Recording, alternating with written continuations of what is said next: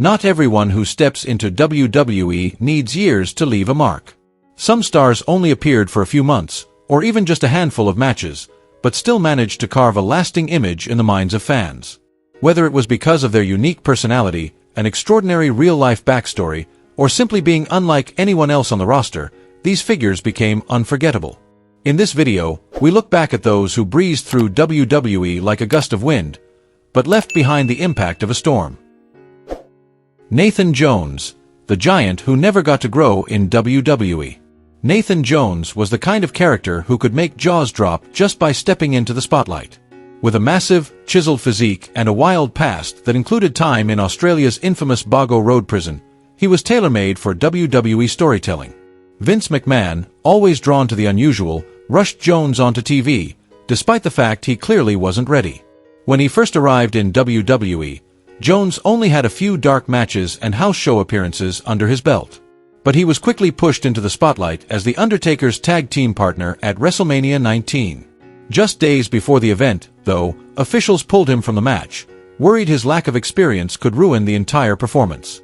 WWE ended up pre-recording 2 short fight segments to cover up his glaring technical flaws. After that setback, he was sent to Ohio Valley Wrestling, WWE's developmental territory, to work on his in-ring skills. 6 months later, Jones returned as part of Paul Heyman's Monster Squad, a powerhouse stable featuring Brock Lesnar, Matt Morgan, and A-Train. It was a team built on brute strength and size, but one that lacked cohesion and long-term vision. Still, WWE never got the chance to fully unlock Jones' potential. The grueling travel schedule, feelings of isolation in a foreign country, and backstage tension gradually drained his passion. It all came to a head when Jones quit WWE just one day before a major match in his native Australia. A shocking move, but one that spoke volumes about his frustration and burnout in such a high-pressure environment. In total, Jones' time on WWE television lasted only a few months. Yet that was long enough for fans to remember him as a lost giant, a man full of promise, who never quite had the chance to blossom. Serena Deeb, the shaved head and an unforgettable moment. Serena Deeb may not be remembered for classic matches in WWE history, but she stands as proof that sometimes all it takes is the right moment, in the right place, to make the whole world remember your name. Before arriving in WWE, Serena had already made a name for herself on the independent circuit, particularly in Shimmer, where she stood out thanks to her crisp technical skills and relentless fighting spirit. In July 2009, Serena signed a developmental deal with WWE and quickly appeared in Florida Championship Wrestling. But her time in FCW didn't last long. Just a few months later, she was moved up to the main roster. On January 22, 2010, she made her SmackDown debut, not as a wrestler, but as part of a scripted segment where she posed as a fan, then shockingly stepped into the ring to join CM Punk's faction, the Straight Edge Society. The sight of Serena shaving her head in the middle of the ring, as a symbolic gesture of devotion to the group's clean living philosophy, left audiences stunned. Though she only wrestled once on televised WWE programming, she appeared regularly alongside CM Punk, Luke Gallows, and later Joey Mercury, helping out during major matches and storylines. But the run was short-lived. On August 26, 2010, WWE released Serena from her contract. The reason? She had failed to maintain the straight-edge lifestyle her character represented in real life, despite being warned multiple times. A small misstep, but one that ultimately cost her her WWE career. Though her tenure lasted less than a year, Serena Deeb left a lasting impression, not because of wins or titles, but due to her total commitment to the role, the courage to fully embody a character, and the unforgettable image of a shaved head, symbolizing sacrifice for the sake of storytelling. Nicole Bass, a brief but bizarre WWE whirlwind. Vince Russo, often criticized for his outlandish ideas during the Attitude Era, did have one undeniable strength: his ability to spot trends and his boldness in putting eccentric characters on screen. One of his more unconventional moves was bringing members of the Whack Pack from the infamous Howard Stern radio show into WWE. From that group emerged Nicole Bass, a figure who shocked audiences and was impossible to ignore. Before entering WWE, Nicole made a brief appearance in Extreme Championship Wrestling. But it wasn't until WrestleMania 15 that she truly grabbed the spotlight. In a surprise moment, Nicole stormed the ring to help Sable retain her women's championship against Tori, a debut that couldn't have been louder. With her towering frame and bulging muscles, Nicole looked like a comic book warrior come to life. But once the bell rang, she quickly became a headache for WWE's production team. Her in-ring movements were clunky and at times dangerous, raising safety concerns among trainers. Despite having a developmental deal, she only participated in a handful of televised matches. Her most notable appearance came during a mixed tag team match at Over the Edge 1999, just one day after the tragic death of Owen Hart, a dark and somber moment in WWE history. After Sable's departure, Nicole quickly lost her place in the spotlight. With no noticeable improvement in her wrestling skills and a performance style that felt unnatural, WWE decided to part ways with her after just a few months. Shortly afterward, Nicole filed a lawsuit against WWE, demanding $120 million in damages and alleging sexual harassment during her time with the company. However, the case went nowhere and was soon forgotten. Despite her incredibly short run, Nicole Bass remains one of the most unforgettable figures in WWE, not for her wrestling prowess, but for her sheer shock value and outlandish presence in an already outrageous era. Marcus Corvan, the alpha beast that never got to roar. Marcus Corvan, better known to TNA fans as Monty Brown, was once a raw gem full of promise when he joined WWE. With a sculpted physique, commanding presence, and a background in the NFL, he fit the mold of the kind of superstar WWE was always hungry for. Before his WWE run, he had already made waves in TNA under the nickname The Alpha Male, a wild, explosive persona that had fans convinced he'd be a breakout force on a bigger stage. But that dream never came to fruition. From the very beginning, things felt out of sync. WWE first saddled him with the name Marquise Corvan, a clunky, awkward choice that lacked the power of his TNA persona. Eventually, it was changed to Marcus Corvan, which at least rolled off the tongue better. He was slotted into the New Breed faction on the ECW brand, alongside lesser-known names like Elijah Burke, Kevin Thorne, and Matt Striker, a group with little cohesion and even less momentum, which caused Corvan's presence to feel underutilized. Still, Corvan's natural alpha charisma gave him moments to shine. His finishing move, the pounce, popped crowds every time, and his appearance at WrestleMania 23 was a clear indication that WWE saw potential in pushing him further up the card. But just as things were starting to look up, Marcus unexpectedly stepped away from wrestling. The reason soon came to light. His sister had passed away, leaving behind children who needed care. In a deeply selfless move, Corvan chose family over fame, walking away from a rising career to take responsibility at home.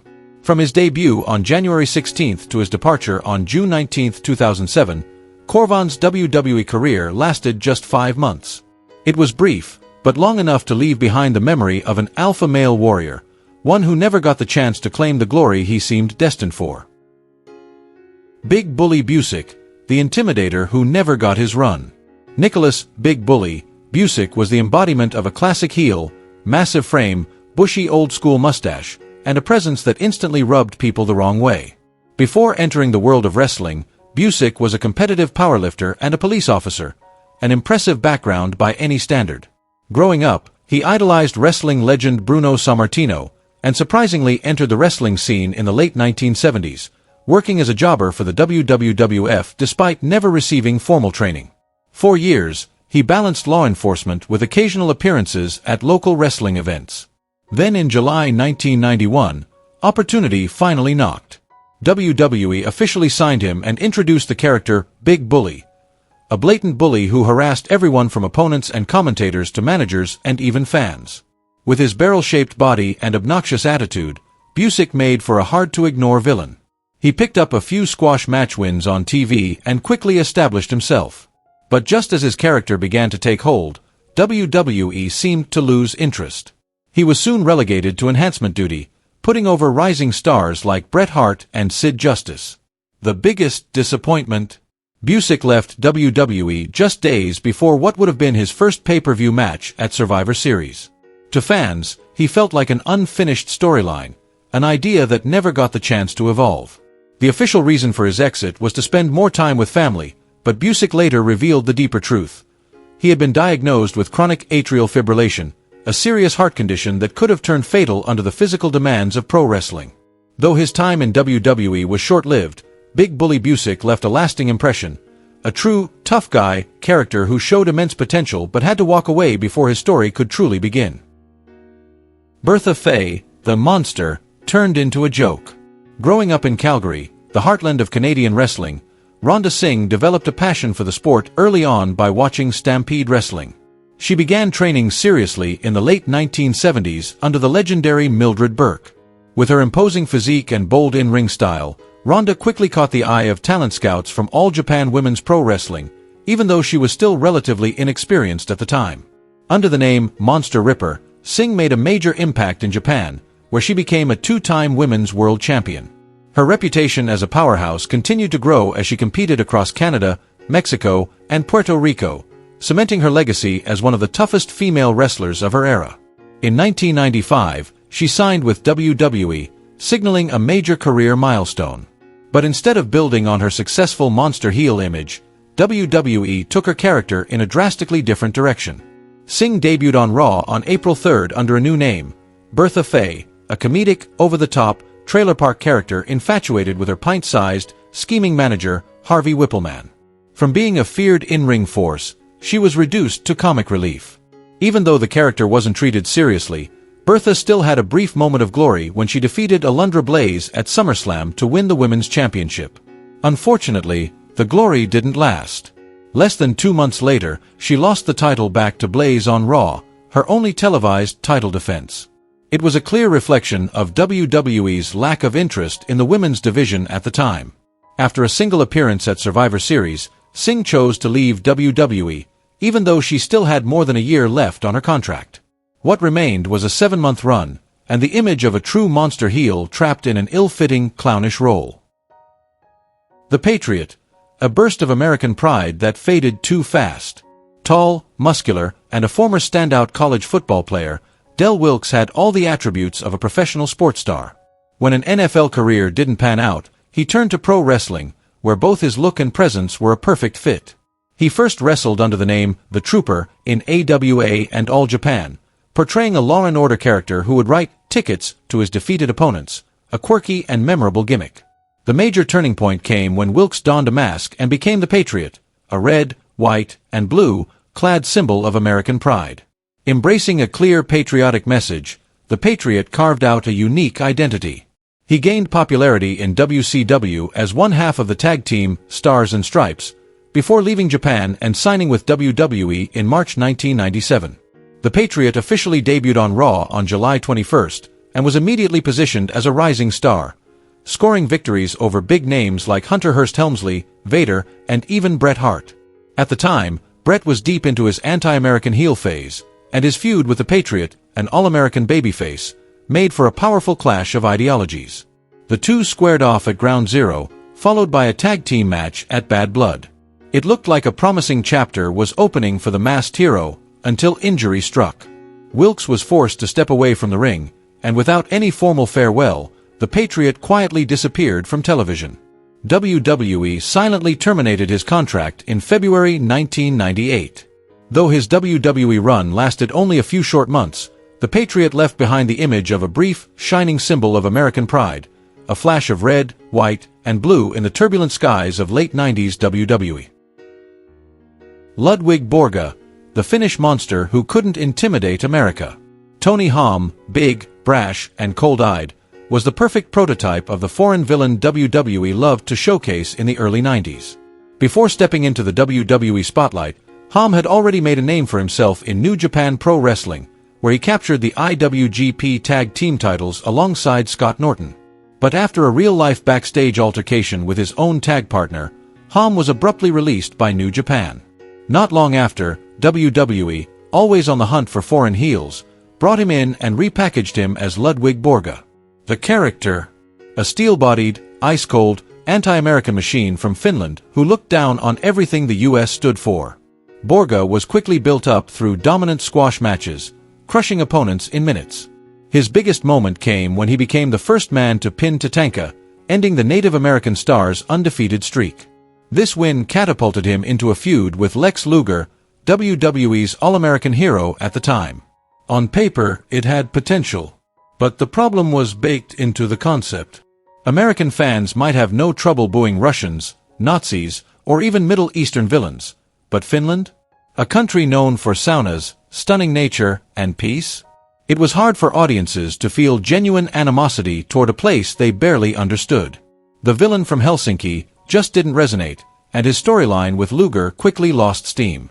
Backstage, Hom didn't help his case.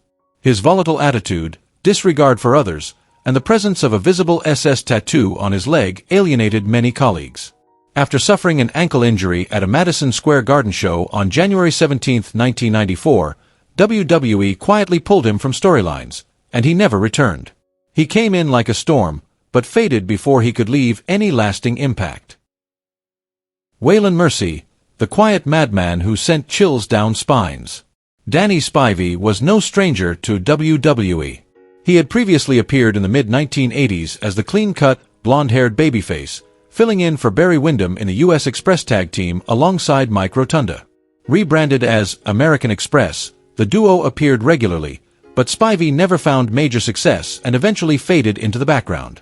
Ironically, it was in All Japan Pro Wrestling where Spivey truly hit his stride and proved his in-ring ability. But in 1995, WWE brought him back with an ambitious plan, to build him up as a top heel challenger to then-champion Diesel.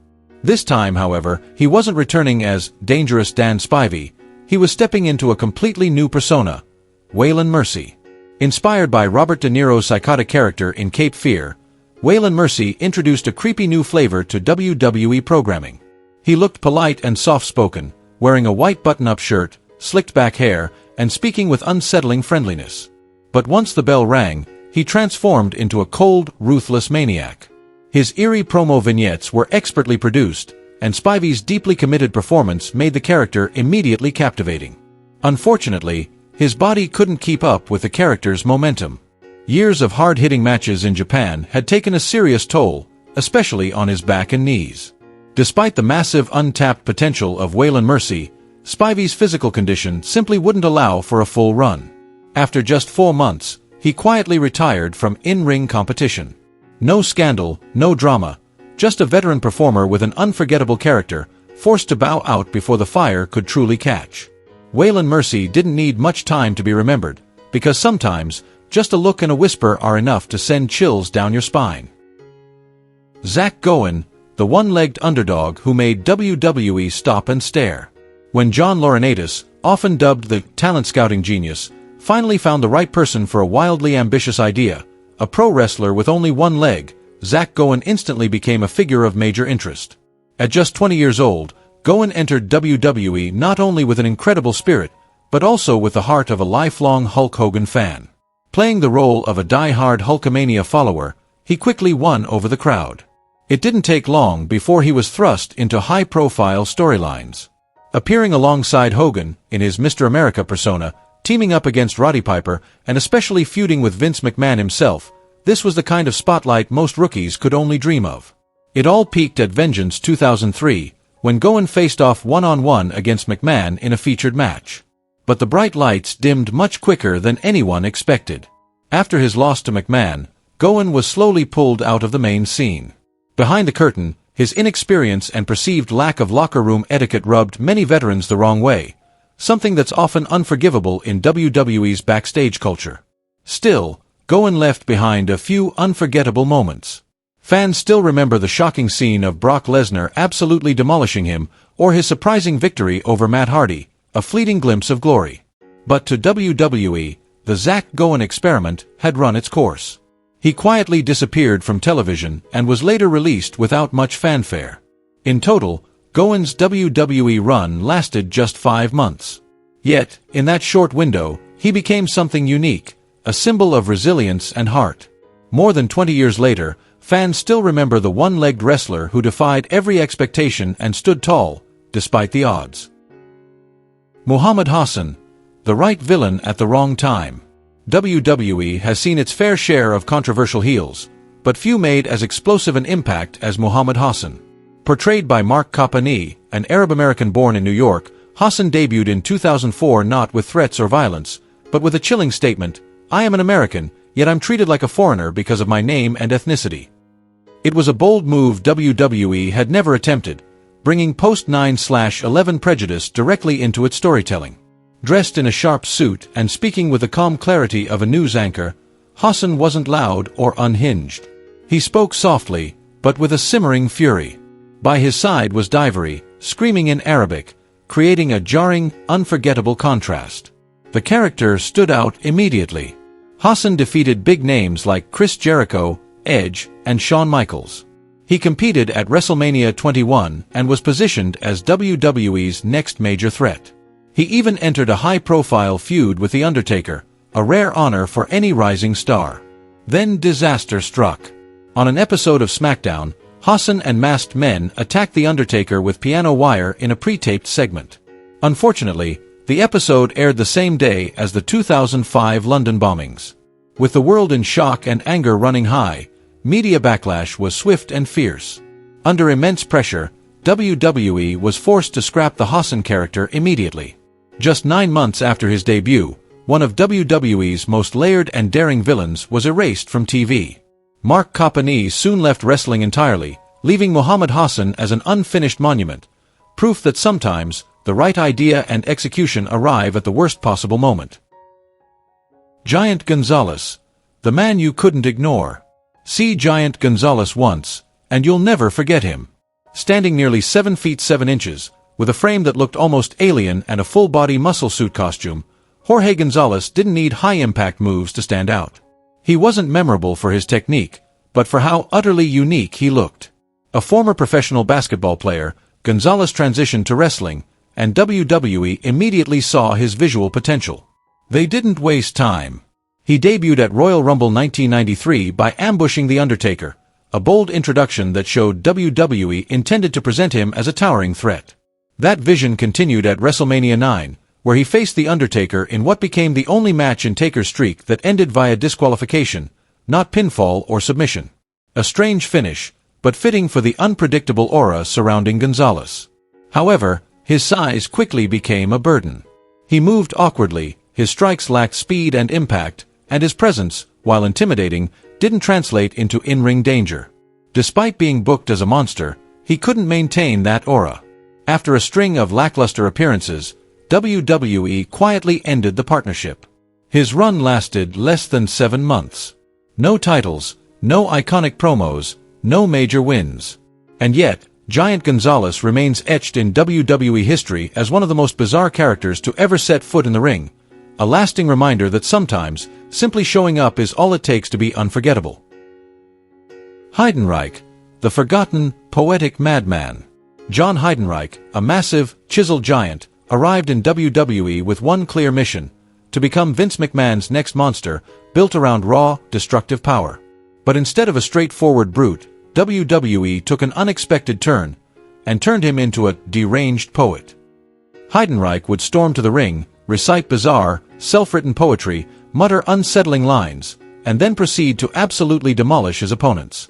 A strange mix of art and aggression, poetry and chaos, that left audiences confused yet intrigued. He even formed a bizarre friendship with Paul Heyman, who would later become his manager.